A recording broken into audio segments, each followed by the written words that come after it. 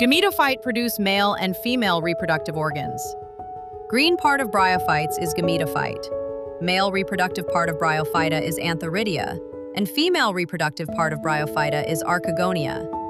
On some plant of Bryophyta, male and female reproductive organs are present on same plant. And on some other plant of Bryophyta, male and female reproductive organs are present on different plant. Reproductive organs are protected by sterile cell. Here the question is, what is sterile cell? Sterile cell is a cover which can't involved in reproduction, but protect the reproductive organs.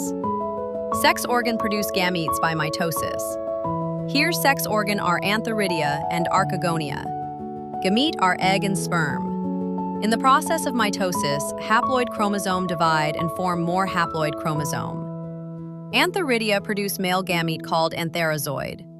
A single egg is formed in each archegonium.